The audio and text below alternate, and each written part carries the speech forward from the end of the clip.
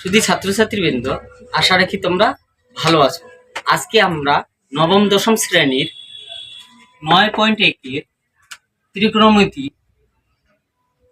কিছু সমস্যার সমাধান করব। সেটা হচ্ছে আমরা 9.1 6 ক নম্বরটা। এটা দেখো 1/sec² প্লাস 1/cosec²। এটা বলছে প্রমাণ করো। এটা আমাদের প্রমাণ আনতে হবে। প্রমাণ করো অর্থাৎ এই লেফট সাইডে আমাদের যেই গুলা আছে এইগুলা সমাধান করে আমাকে কি আনতে হবে? 1 আনতে হবে। এই অঙ্কটা আসলে একদম একটা সহজ একটা অঙ্ক। আমরা এই অঙ্কটা করার জন্য আমাদের মাত্র 2টা সূত্র লাগবে।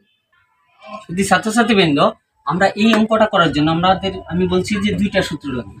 আমরা জানি sec θ সমান 1/cos θ। দেখো sec θ সমান যদি 1/cos θ হয়, আমরা যদি এটা এইখানে একান্তরকরণ করি, cos θ টা এখানে নিয়ে sec θ টা এখানে যাবে। সেজন্য আমরা লিখছি cos θ সমান 1/sec θ। লেখা যায় তো না? sec θ সমান 1/cos θ, তাহলে cos θ সমান কি লেখা যাবে? 1/sec θ।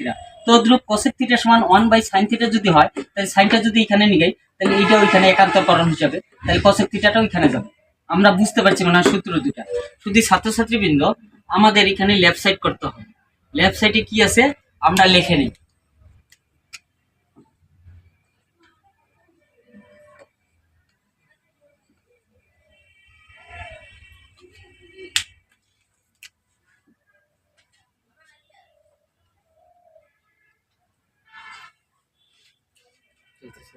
যদি ছাত্রছাত্রীবৃন্দ, আমরা লেফট সাইডে এটা পাইছি, কিন্তু আমাদের সূত্র এখানে আমরা দেখা পাচ্ছি যে 1/sec θ আছে। এখানে থিটার পরিবর্তে আমাদের কি আছে? এ আছে। একই জিনিস, সমস্যা নাই। এখানে কোণের পরিমাণটা আমাদেরকে এ দেখানো হয়েছে। তাহলে শুধু ছাত্রছাত্রীবৃন্দ, আমরা যদি এটাকে স্কোয়ারটাকে আমরা যদি ফার্স্ট ব্র্যাকেটের মধ্যে রেখে এটাকে ব্র্যাকেটের বাইরে দিই, তাও কিন্তু হবে। যেহেতু এখানে আমাদের 1 আছে, 1 এর উপর স্কোয়ার করলে 1, আর এখানে sec² প্লাস 1/cosec, এটাও আমরা একই আকারে আনবো।